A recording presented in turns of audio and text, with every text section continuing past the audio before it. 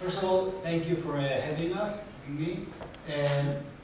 We're part of the ISGAP team dealing with contemporary anti-Semitism and new approaches to contemporary anti-Semitism. And previously, my research dealt with left-wing anti-Semitism and the philosophical explanations. So, what do I mean by philosophical explanations? How do people explain themselves and their community, and thus their political parties and leaders, whether you see it as a bottom-up approach or a top-down or bottom-up approach, doesn't matter. And right now, I'm shifted towards the right, towards the extreme right, and towards white supremacy. Now, my question is why and how white supremacy and racism, xenophobia, anti-Semitism, Islamophobia, and so on became legitimate once again. So we see a fair deep declines after 1945, and it became less palatable, less legitimate to talk about it in in broader society. Overt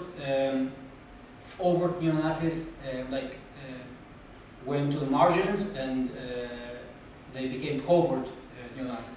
So right now, with Trumpism and with UKIP party here in the UK and so on, we see a rise in far-right movements, in white supremacy, neo-Nazism, and so on.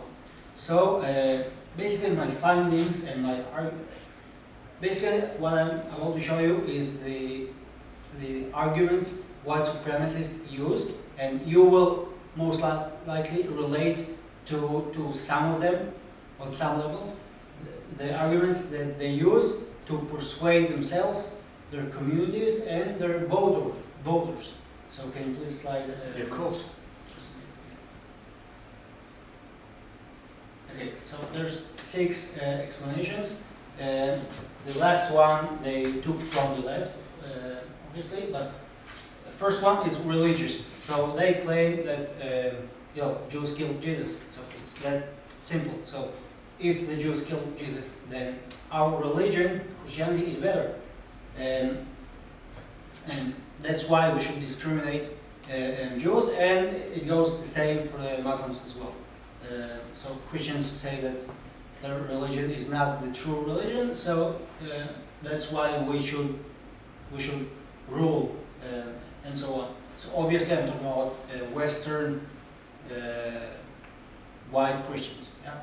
And the second is racial, biological. So some claim that the white race is apparently better than other races. They took it from Darwinism and Nazi Germany and so on. So they bring back the racial hierarchy. It's interesting to ask them, what do you think of sports? Because in sports, it doesn't matter if you're white or black. Sometimes you win and sometimes you lose.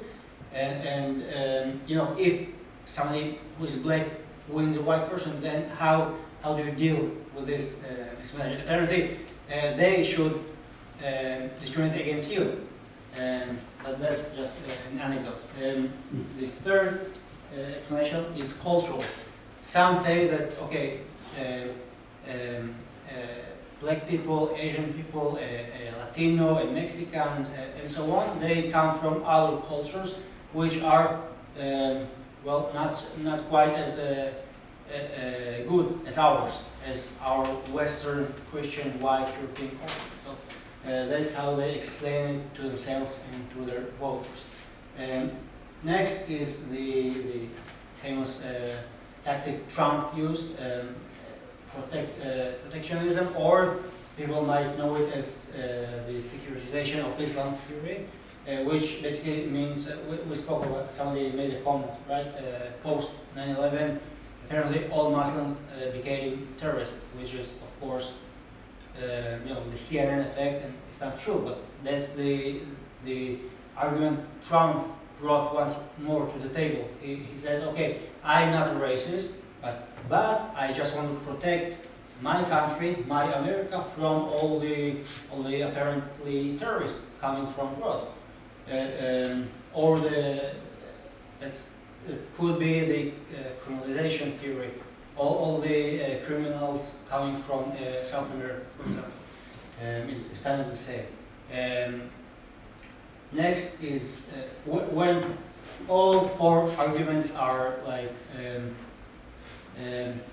you know, yeah, don't, they can't use them, whether because they go on TV or on election campaigns and so on. So they